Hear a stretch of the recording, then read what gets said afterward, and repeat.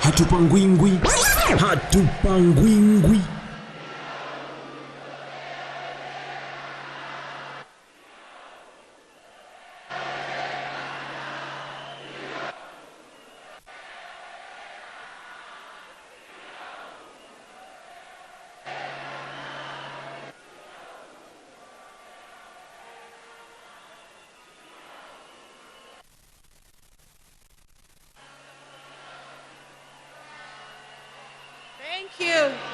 Thank you.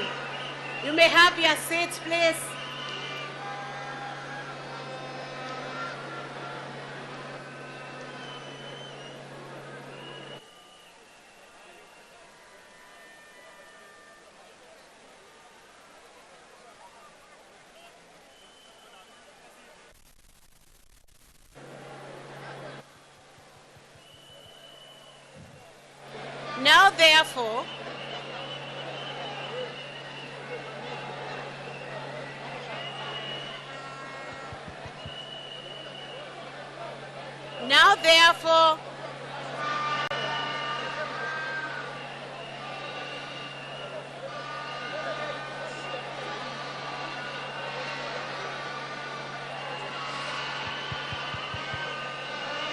Now, therefore,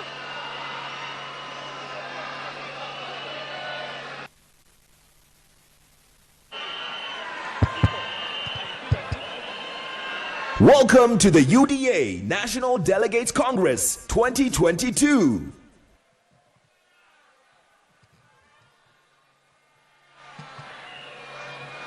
Now, therefore, in exercise of powers, tutulie kidogo tafadhali.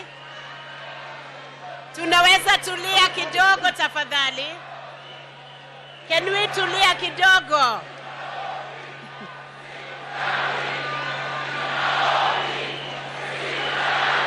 Amen. UDA.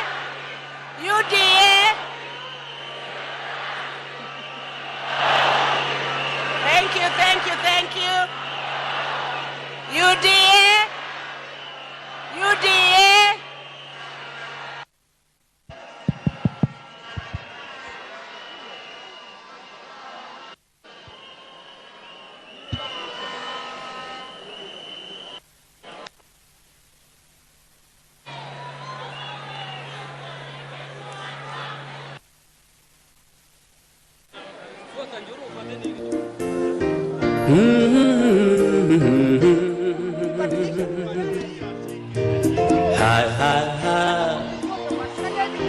Tumeona mkono wake Bwana.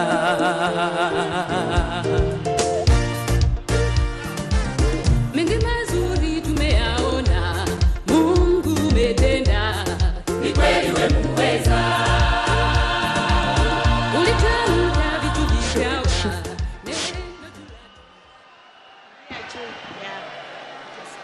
Iko sawa.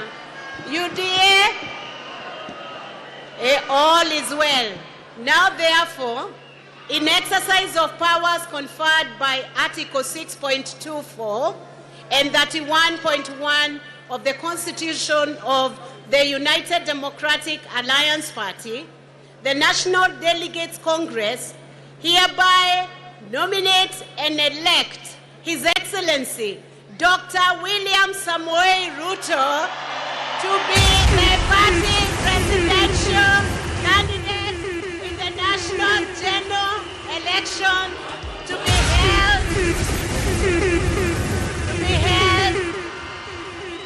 be held on 9th August 2022. Congratulations, Your Excellency. This is a big step in the UDA party. A big responsibility awaits you. Our prayers are behind you. We stand and we wish you all the best. I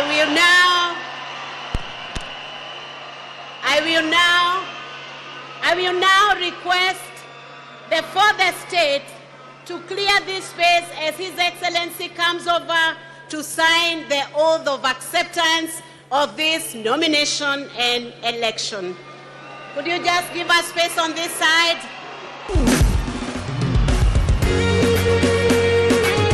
All over the world.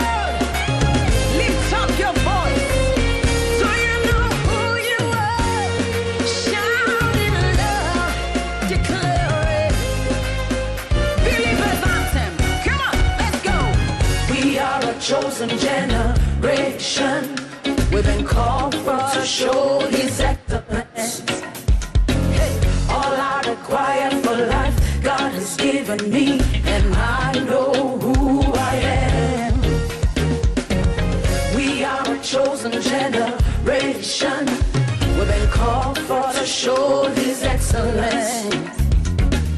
All I require for life, God has given me, for I know who I am. I know who God says I am, what He says I am, where He says I'm at. I know who I am.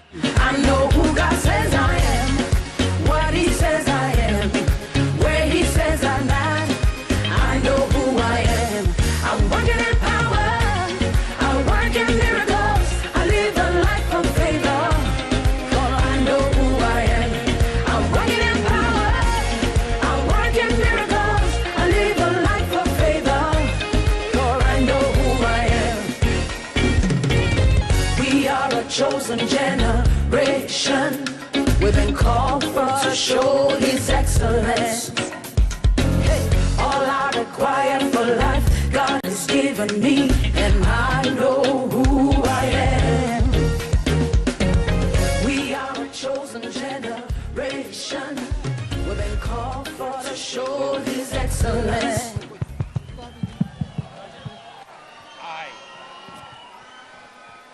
Say I, Dr. William Samoei Ruto,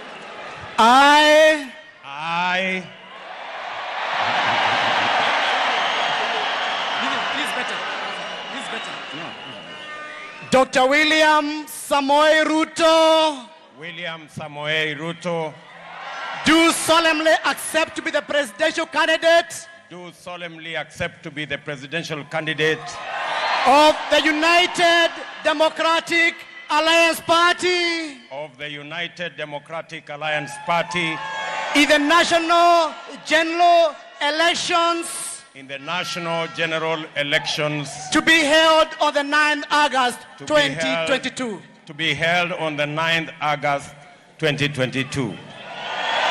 That I will truly and diligently serve the United Democratic Alliance Party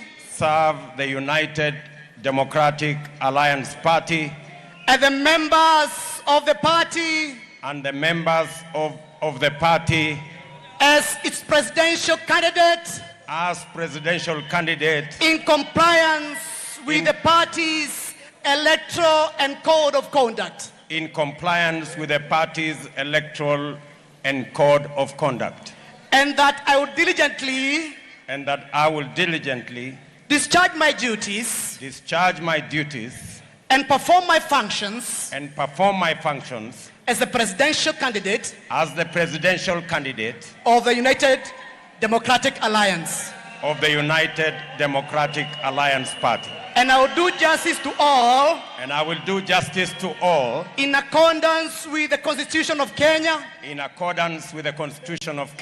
the United Democratic Alliance Party Constitution,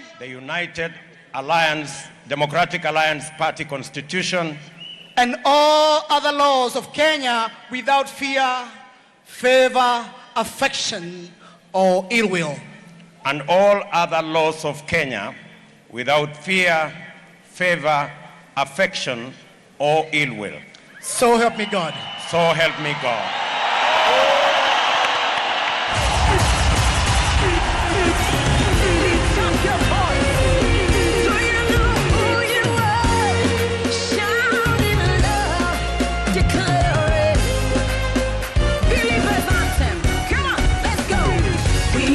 Chosen generation, we've been called for to show His excellence.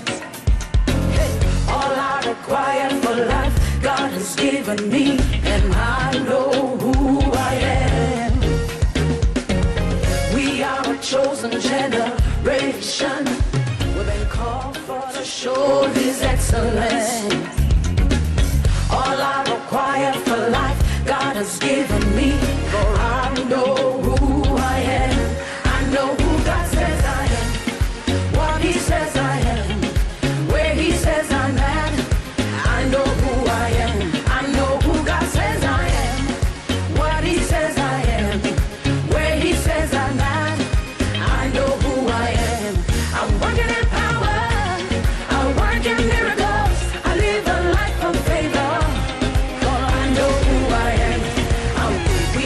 a chosen generation.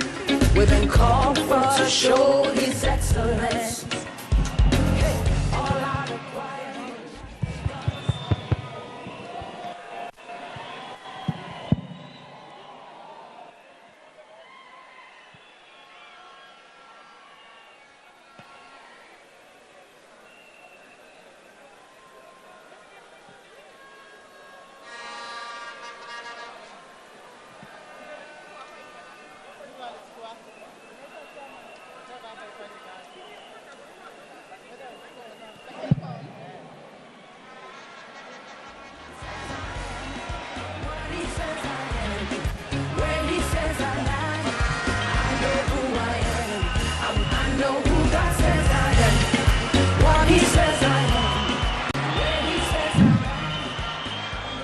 I will now move the motion.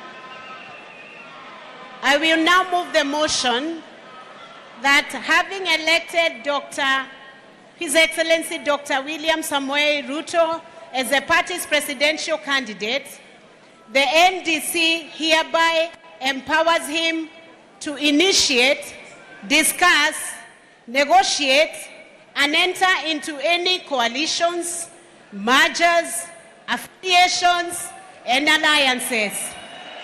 Hustler Nation. May I invite Honorable Owen Baya to move this motion. Hustler Nation. Bottom up. And we can have one seconder. This time I'll give a volunteer the chance, the first. This one in smart shades, you could come and second. Prepare yourself to second.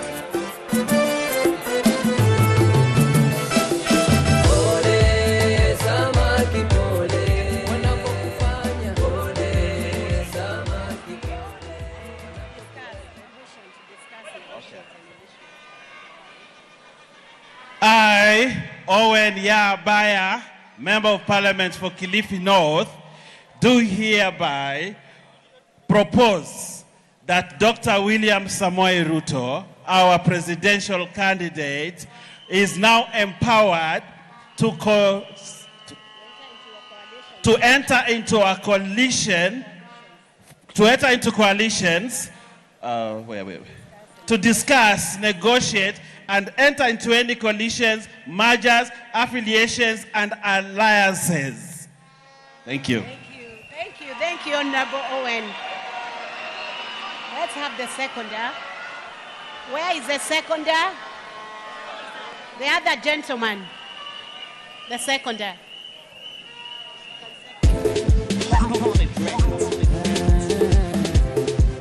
I, Idris Mohamed Omar, from Taita Taveta County, I second. Thank you.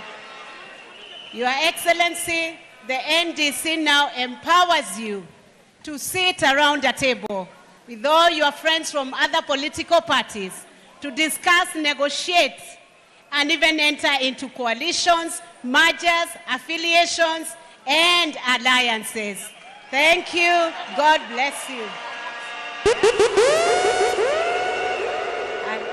There is from Nakuru, the young person from Nakuru. He has a special poem for His Excellency. Oh, good.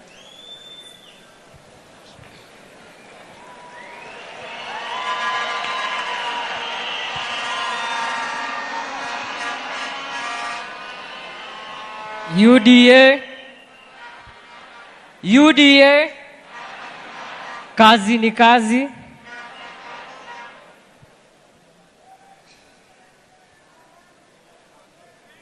Your Excellency, in front of you is Dennis Ngaruya, ready to perform a poem entitled Mr. Future President. Be my guest. Just a humbled man from Kamagut who defied all odds to step in our land. Nairobi residents, did you ever imagine of a dignitary, a bigwig, His Excellency, making such a coalition? It is a progress, and with God, many more are on the way. Your vision for a stable economy is beyond the skies. Upon this, Kenya, under your leadership, will be ranked among the fast-growing economies in Africa. Mr. Future President, they say, God blesses works of a man's hand. Your works are more than meets the eye. They say, humility is not cowardice. We witnessed you being handed over power by His Excellency, the President. What does this show? To protect the sovereignty of the Kenyan people, to protect the interest of the Kenyan citizen. From deep down your heart, the Hague Challenge did not deter you from serving and building Kenya. Credit should be given where due. Your service to the Kenyan people is incredibly remarkable. Your undying spirit, despite challenges from innumerable wet blankets. May God be with you, hustler.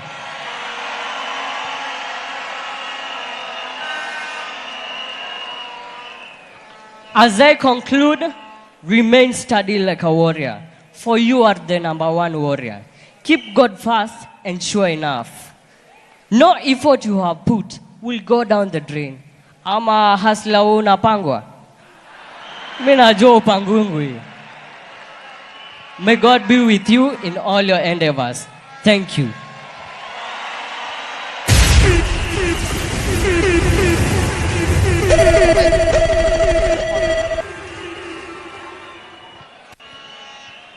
Hustler Nation. Bottom up. Thank you, thank you, thank you. Now, I'll take this opportunity to invite our chair, Honorable Johnson Muthama, to come and bring to us the special guest of the day, the presidential candidate for UDA, HE Dr. William Ruto. Ladies and gentlemen, delegates and the entire Hustler Nation fraternity, please put your hands together for the United Democratic Alliance Chairman, Johnson Nduya Muthama.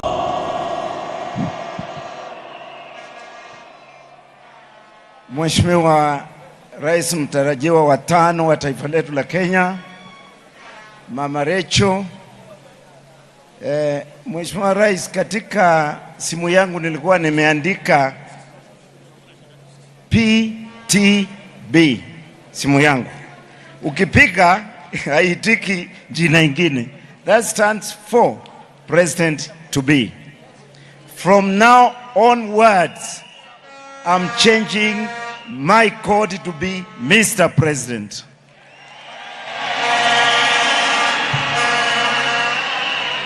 Viongozi waalikwa kutoka vyama mbalimbali walioko hapa, tumewataja mbele, sitawataja tena, maana kiongozi atawataja.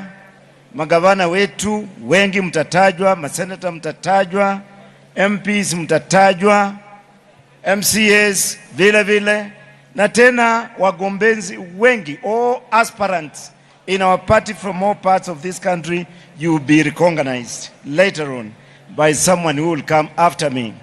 Mimi nataka tu niseme chama chetu kina umri wa mwaka 1.5. Kwa umri sisi ni mwaka 1.5, lakini kwa matendo na umaarufu umri wetu ni miaka 50. Na hii imetokana na juhudi za wananchi wa Kenya. Mheshimiwa Rais mtarajiwa wa 5, mimi ninajua baada ya umri wetu tuna kibarua kikubwa sana ambacho kiko mbele yetu, na sasa ni kufanya kazi kuhakikisha kwamba sisi sio chama tu ambacho kina ufuasi mwingi, lakini sisi ni chama kinaweza kushinda serikali na kuunda serikali mwaka huu tarehe 9 mwezi wa 8. Mheshimiwa Rais mtarajiwa, nachukua nafasi hii ni kushukuru sana kwa ujasiri wako, ukakamavu wako na macho yako ya kuona mbele. Tulianza kama hatuna nyumba. Tulianza wewe ukiwa unafunguliwa mlango ufukuzwe na watu fulani kutoka chama mlichosaidia kuunda serikali. Na tukaanza pahali tulikuwa hata hatuna kiti ya kukaa. Lakini kwa ujasiri wako ulituongoza kama mwanaume bila kuangalia nyuma, na leo tunaweza kusema tumefaulu na tuna nyumba ambayo ina manifesto yetu ya kuunda serikali. Mimi niseme tena kwamba bali na kuwa kazi yetu ni kubwa na inatungoja, kilichoko mbele yetu ni kuhakikisha kwamba kati ya hawa wananchi wote wakirudi nyumbani wanaenda kufanya kazi bila kurudi nyuma, kuona kwamba tumeshinda kura sijaso na sio chini ya 65% ikipungua.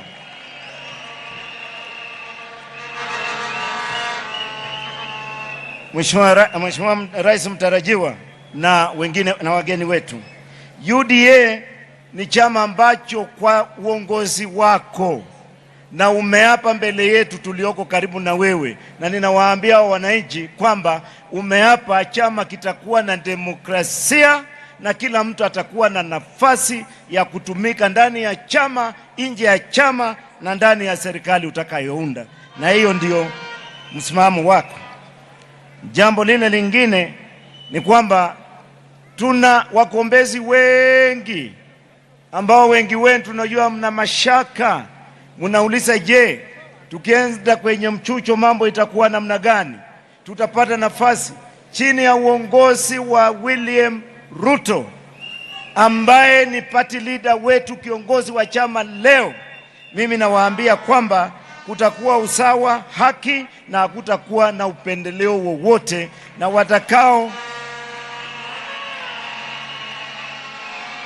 watakao dhaminiwa na wananchi ndio wataingia kugombea uongozi katika chama chetu.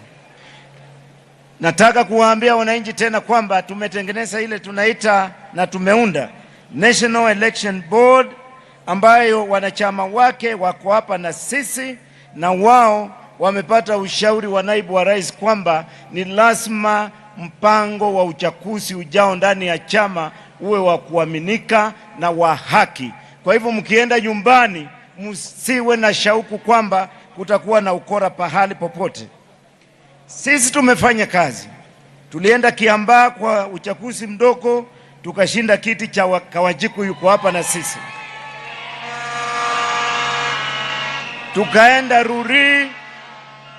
Tukaenda Ruri tukashinda. Tukaenda London Ward tukashinda. Hata kule kwingine hatukushinda.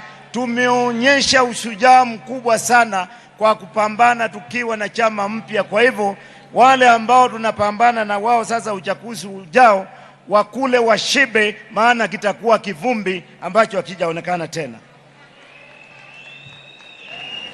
Jambo lile lingine nataka kutaja hapa ni kwamba UDA ilionekana ni kama chama kitaenda mbali.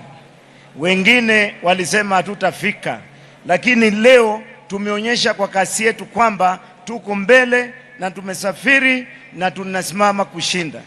Kwa hivyo sasa mambo hayo yakiwa hapo, tuna marafiki wetu wale tumesalimiana na wao.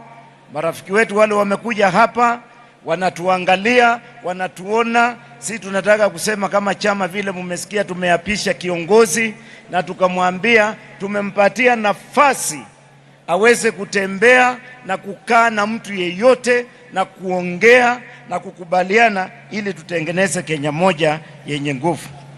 Wananchi watukufu, I want now to head up my speech and take up this opportunity to invite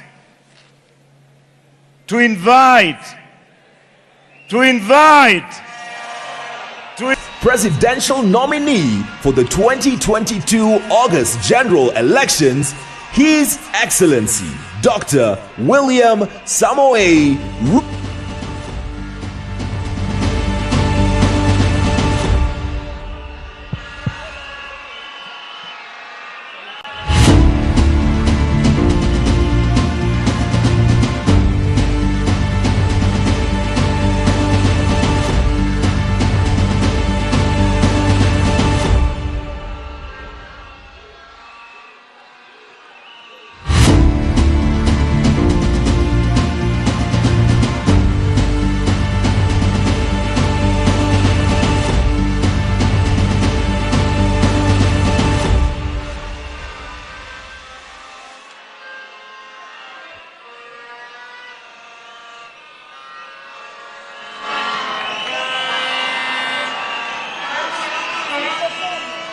Thank you. Thank you very much. UDA oye! Harambee! Harambee! Harambee! Harambee! UDA! UDA! UDA! Allah, asanteni sana. Asanteni sana, mnaweza kuchukua viti zenu. Thank you very much.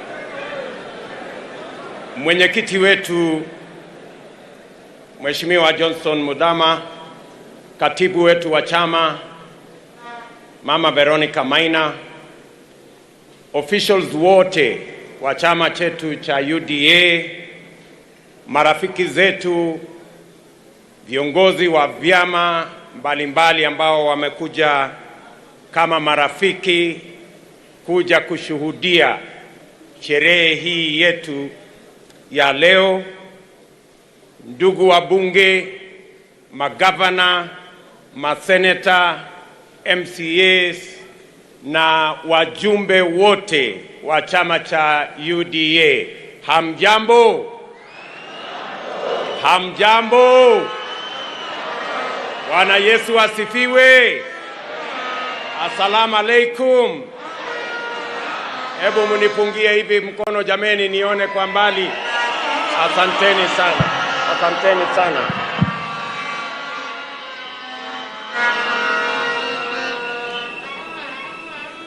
In a very special way, this afternoon, that we are gathered here, close to 5,000 delegates of the United Democratic Alliance Party. It is a historic moment because this is a party that a year ago was not the party we have today. It is the effort, the commitment, and the hard work of many people in Kenya. Today, the United Democratic Alliance Party is the largest party in the Republic of Kenya.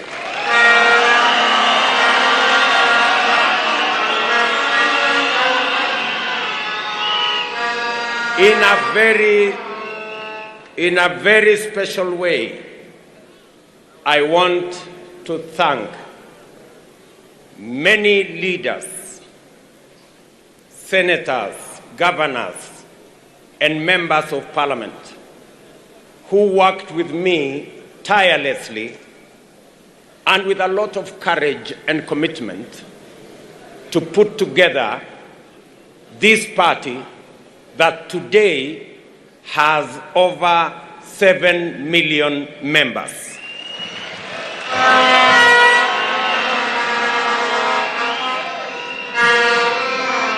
The effort to make this party what it is today is not a personal effort of just the leaders. Many hustlers in different parts of Kenya, people who are engaged in all businesses, have registered, have supported the registration, they have financed the registration, they have facilitated the registration, and I want to tell each and every one of them today a very big thank you for making UDA what it is today.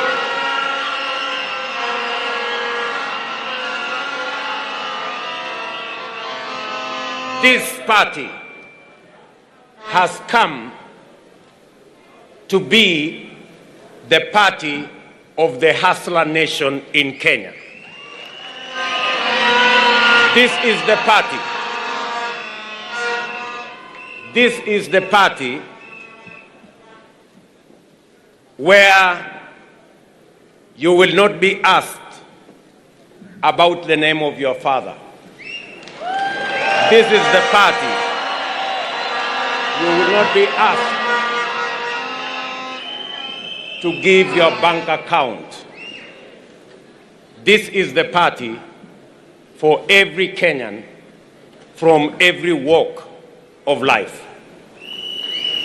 And I want to say, I am a very proud Kenyan today that you have bestowed upon me the responsibility to be the party leader of this great movement.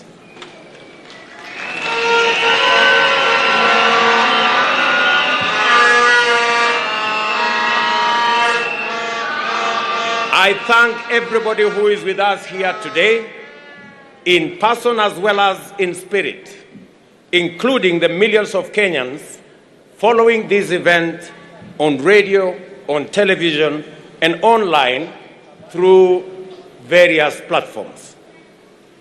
I am grateful for your support, sacrifices, and the time you have taken to congregate at this culmination of a most eventful journey in our lives. I do not take your support and your time and your interest for granted.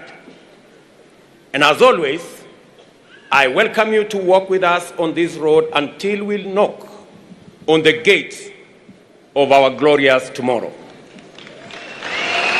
I thank our party delegates for the work they have done in guiding the Hustler Nation through a transparent nomination process, and for their consideration in bestowing upon me the immense responsibility of representing the United Democratic Alliance in the forthcoming presidential elections. I am profoundly humbled and immeasurably honored. And I accept your nomination to be the United Democratic Alliance candidate in this year's presidential election.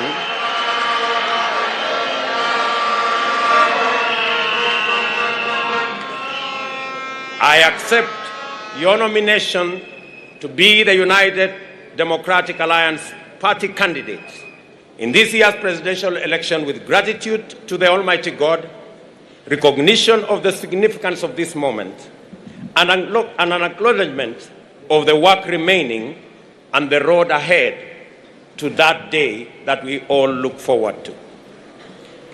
I will live up to your trust.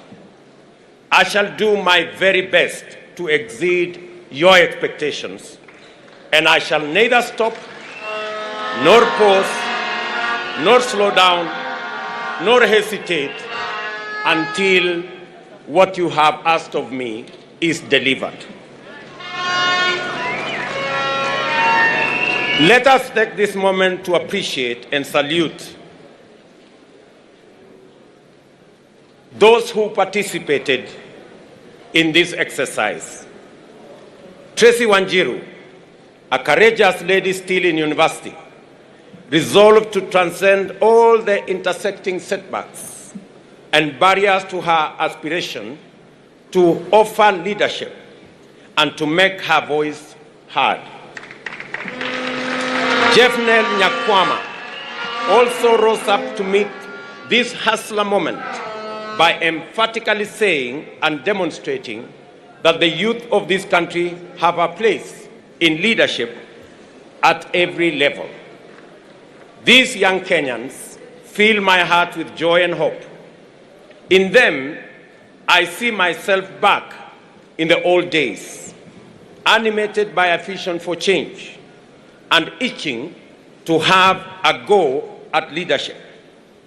In them also, I see a hopeful future in a country where youth, wealth, name, circumstances of birth, ethnicity, gender, and disability are not considerations nor obstacles to accessing opportunities or realizing aspirations.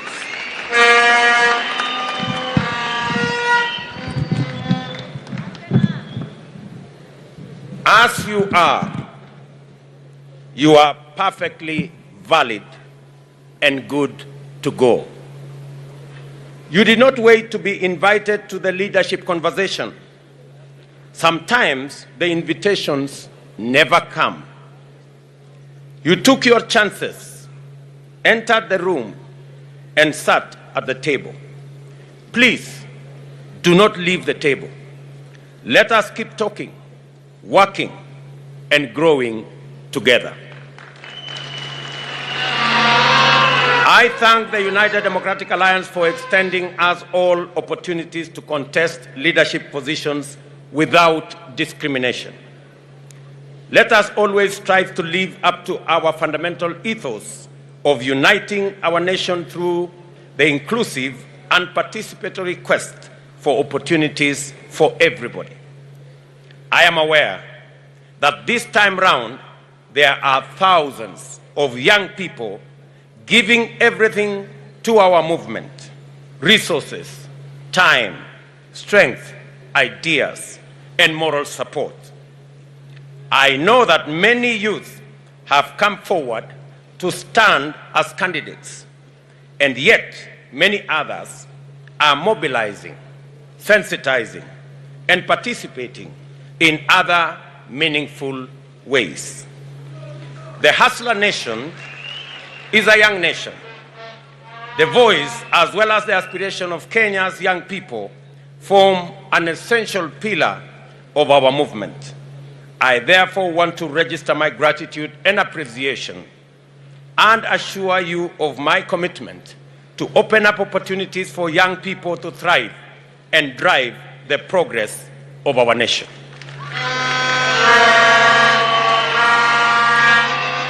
For me, this moment has been long in coming.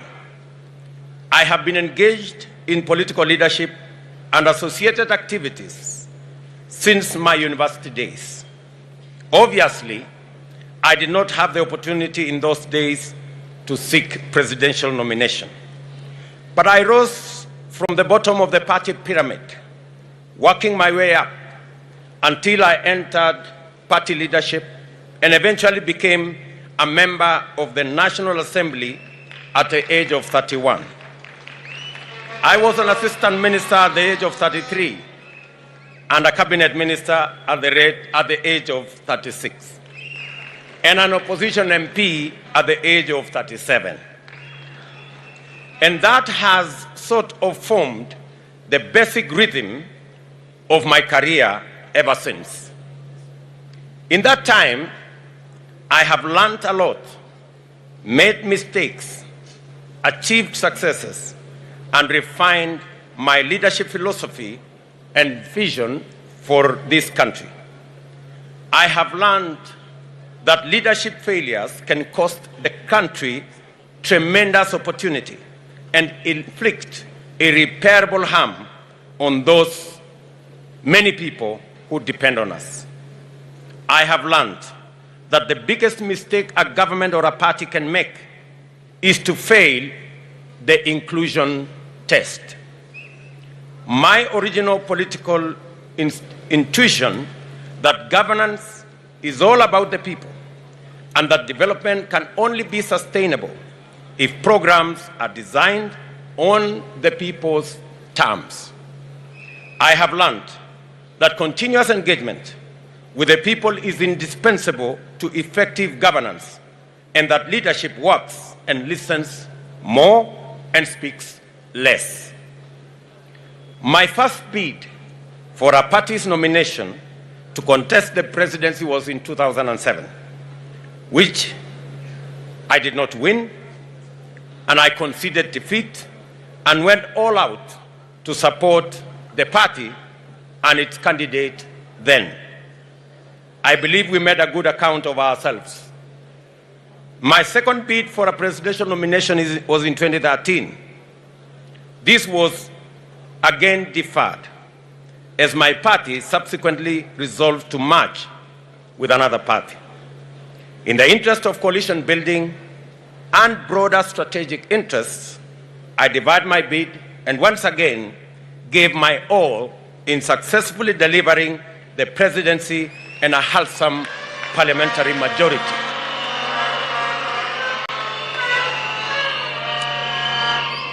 Today, I know without any shadow of doubt that the time has come to represent the Hustler Nation. The time has come to go all the way to the finish line and secure the place of the Hustler Nation at the decision-making table.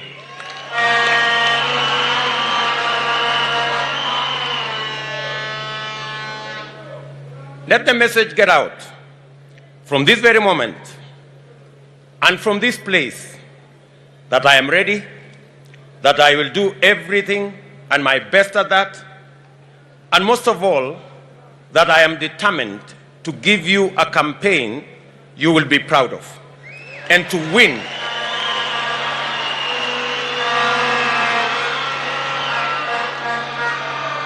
And to win for our party, our coalition, and for the people of Kenya. Let the word reach out to our friends as well as our rivals that we are prepared and we are inspired to do all we can to go to every place and to work with everyone to open the doors of inclusion, opportunity, and enterprise in order to move Kenya to the higher level. After all, this is what hustlers do every day. Let me state a fairly obvious fact. I am the first elected and serving Deputy President of Kenya. It has been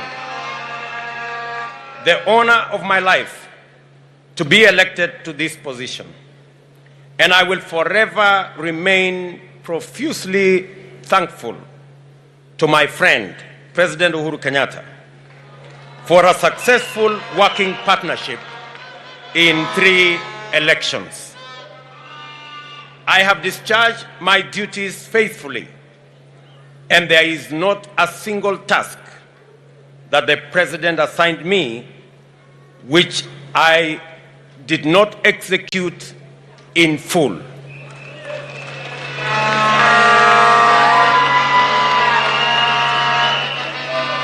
The Jubilee Coalition we formed a decade ago was formed through a covenant to eliminate the politics of hate, division, and ethnicity. Political competition organized around ethnic division is toxic, yet many politicians accept this to be the essence of democracy. Our covenant formed the foundation of a new approach, issue-based politics, institutionalized through national political parties. We succeeded in demonstrating that democracy does not go hand in hand with chaos, confusion, or instability. We have shown that democracy does not express itself through discrimination, exclusion, division, suspicion, or conflict. In government, we focused on delivering those projects and programs that would enable the state meet the people at their point of need. Therefore, we swiftly transformed the country through unprecedented investments in infrastructure as the springboard to effective, efficient, and sustainable service delivery to all parts of Kenya.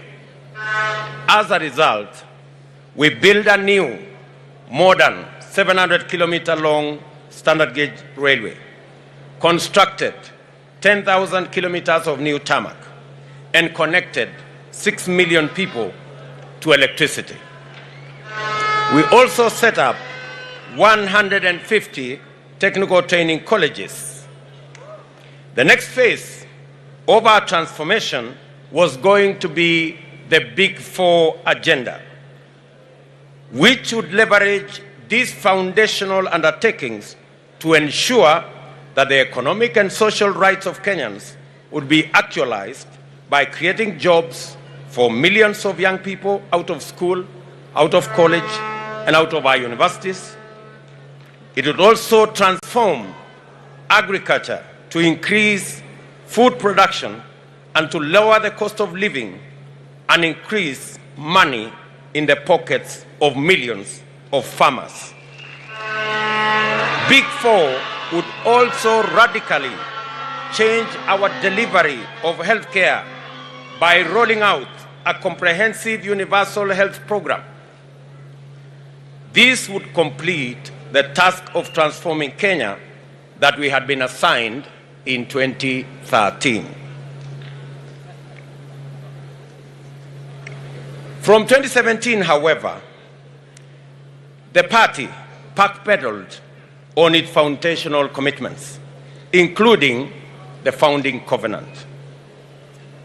The party rejected national, inclusive, issue-based transformative leadership and embraced parochial, ethnic, divisive, and retrogressive politics. It defaulted to tribe as the organizing variable of our politics and governance. It privatized governance and weaponized public policy and institutions.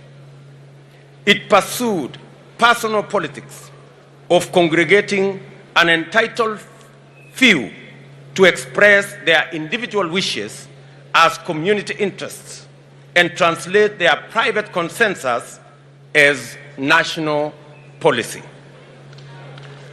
In our first term, we made exceptional progress in setting the stage for national transformation.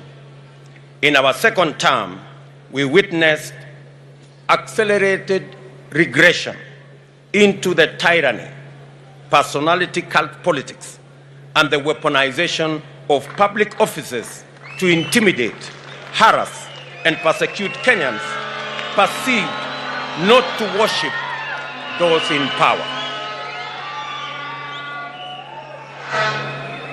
Many large enterprises were destroyed. Many business owners harassed.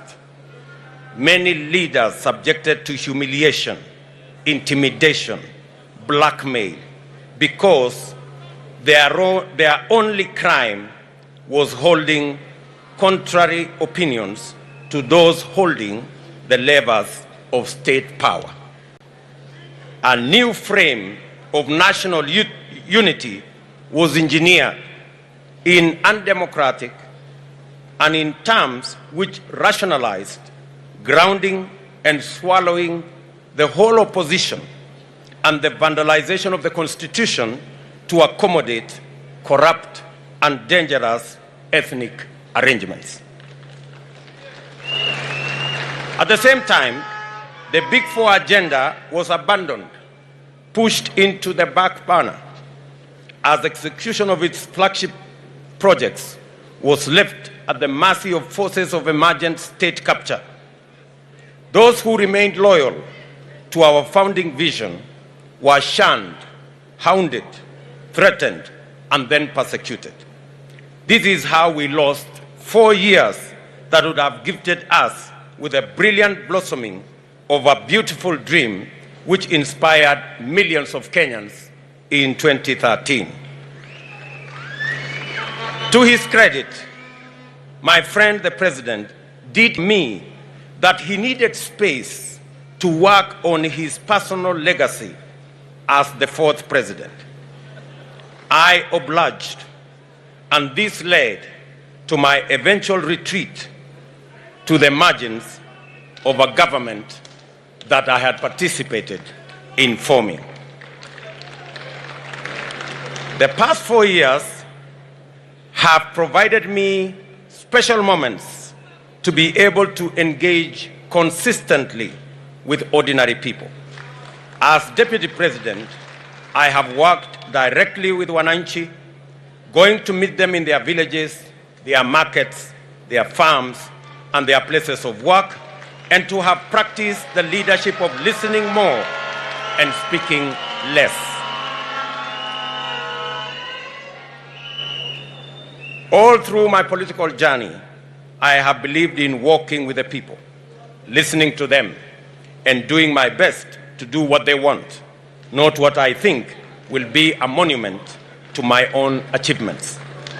I have learned that our plush, comfortable, secure offices are inaccessible to the majority of the people who need them the most. As a leader, this is a huge setback because it costs us the opportunity to be useful and effective. These engagements taught me a lot about things I thought I knew. Most importantly, they reminded me the most important question of all: what does the government do, and for whom does it work, and how, therefore, should it work?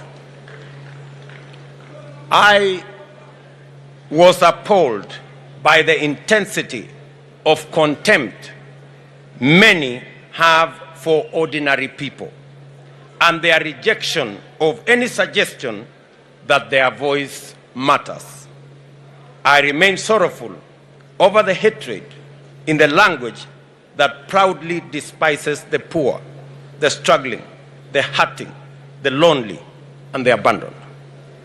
Many of us have felt the stinging lash of this contempt, and we all know where it comes from. Behind the shameless deception that national unity is the coalescing of a few leaders to organize their selfish interests in an implacable sense of exclusive entitlement to the privileges associated with state power. This entitlement is the basis for the formulation of a cynical agenda to capture the state and disenfranchise ordinary people for good. That is why we have witnessed the criminalization of enterprise, the marginalization of livelihoods, and many parts form part and parcel of this contemptuous exclusion. We in the Hustler Nation believe that the measure of any society lies in how it treats its weakest and vulnerable members. We work from the bottom up because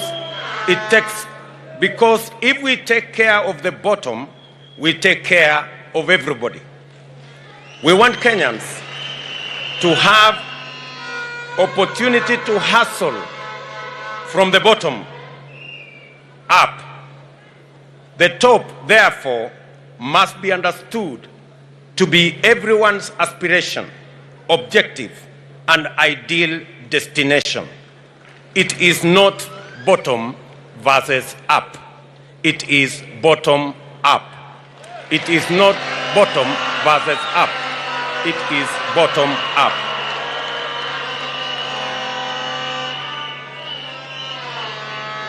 I commit, therefore, to live up to the original covenant of championing the establishment of everlasting peace, unity, and opportunity to prosper in our country.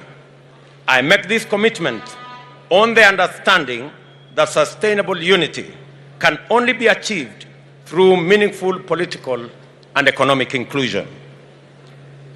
The evidence of inclusion is respect for dignity of livelihoods and the creation of space for every vocation, every skill, every profession and talent to flourish and yield a bountiful harvest of prosperity for all our people. At the same time, I reject the suggestion that a united country is one that has no political competition or opposition. Rather, I view the foundation of an inclusive Kenya as one governed by an effective democratic government with robust checks and balances, overseen by a vigilant and responsible opposition and a strong civil society movement. I call your attention to the fact that over the past 4 years, the purchase, compromise, and eventual liquidation of the opposition and legitimate political competition set the stage for an effective state capture. I must therefore specifically undertake that under our administration, we shall boldly and firmly confront and dismantle the now pervasive conflict of interest that has rapidly evolved into state capture through corrupt political and economic arrangements. Public policy must not be customized to benefit the private and personal interests of a select few. Ladies and gentlemen, I want to conclude my remarks by framing the picture. What are we up against? What is the 9th of August about? We must be very clear in our minds why your vote counts on the 9th of August. On the 9th of August, there will be a competition of ideas. There will be a competition of sides. We are on one side, our competitors are on the other side. Let me say this for clarity so that Kenyans go to the polls on the 9th of August understanding what is on the ballot. On the ballot on the 9th of August, the great people of the Republic of Kenya will be two groups. One who believe that the way to the future of our country is through changing the Constitution. On our side, we believe that the way to the future of our nation is by changing the economy of our nation.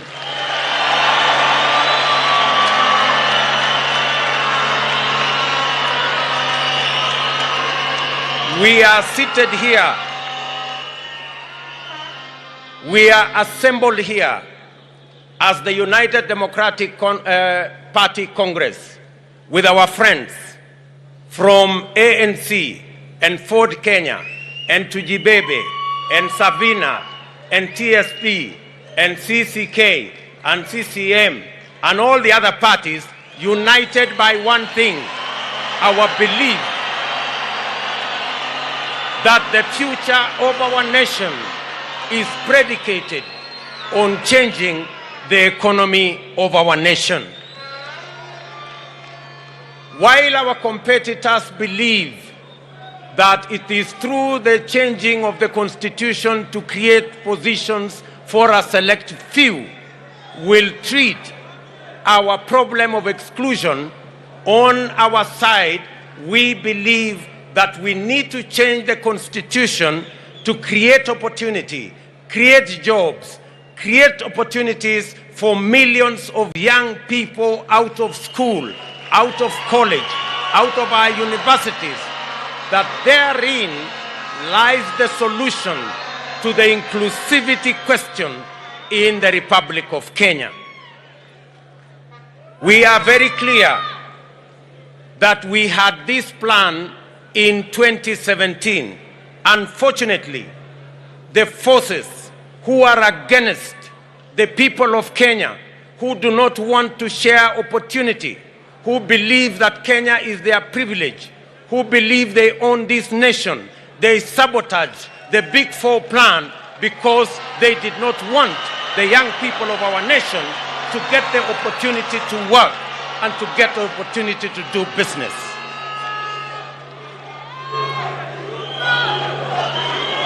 I want to say with clarity and certainty that if we had not lost 4 years chasing a mirage, if we had taken time to implement the Big Four plan, Kenya would be different from what we have today. We wouldn't be having millions of young people languishing without jobs. While our competitors believe that they will go to the polls so that they can get the opportunity to change the constitution so that a few people can share power, we are telling them we will go to the polls to elect leadership that is going to create opportunities for empowerment, not sharing power, for the empowerment of millions of citizens of our republic. We want to remind our competitors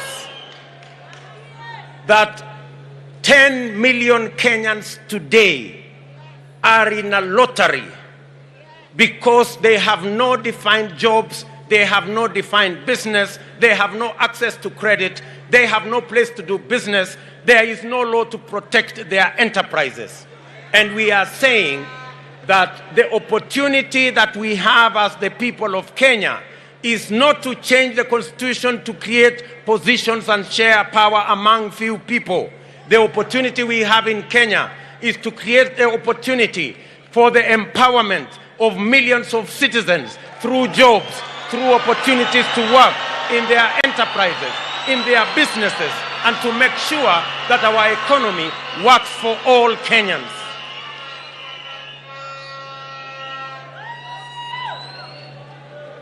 Our competitors believe that this nation should be about a few people who wield the levers of state power. We are telling them this country is not just about leaders. This country is about 50 million Kenyans.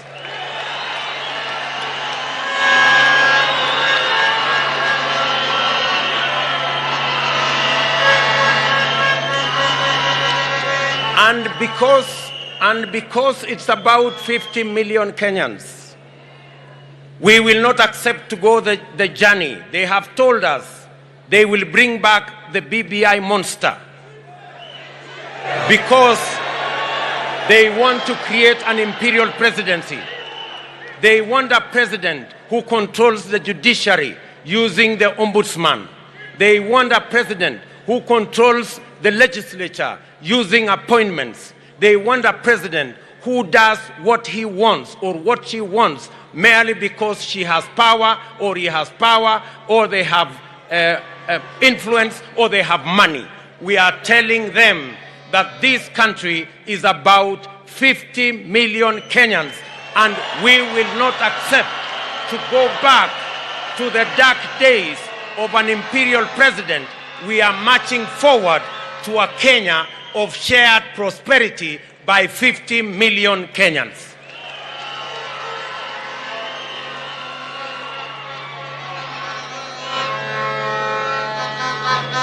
our competitors believe that this country belongs to those in power. They believe in impunity. They believe in monopolies. They believe in cartels. We want to tell them we believe in the rule of law.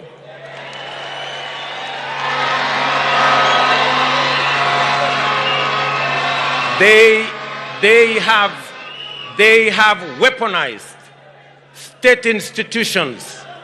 They have weaponized the DCI. They have weaponized the EACC.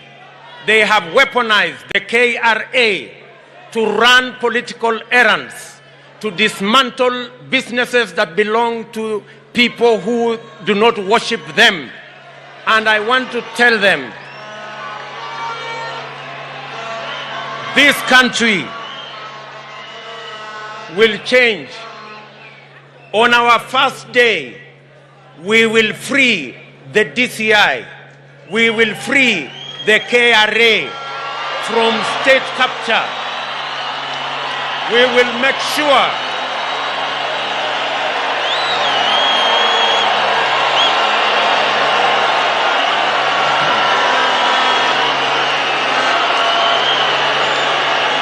Thank you. Thank you very much.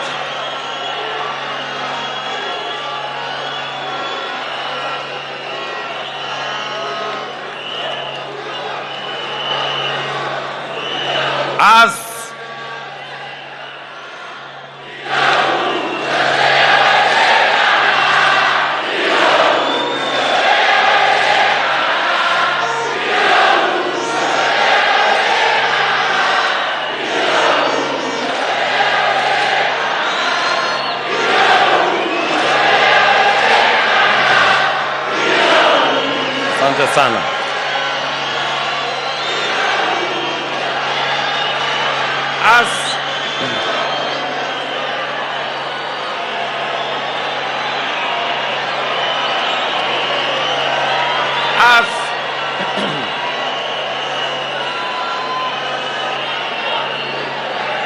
I want to say,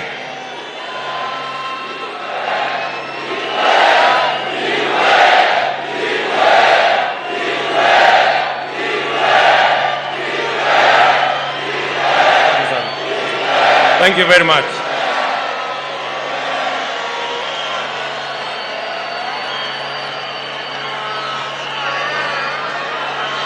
They have weaponized the DCI, the EACC, and the KRA to run political errands. We will professionalize the DCI's office and the KRA for them to discharge their constitutional and legal duty.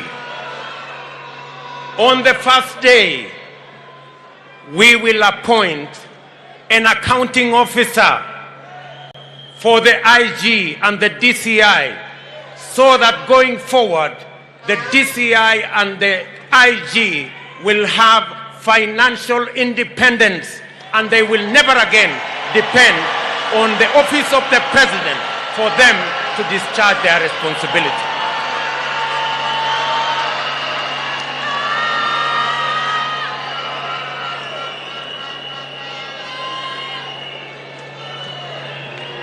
As they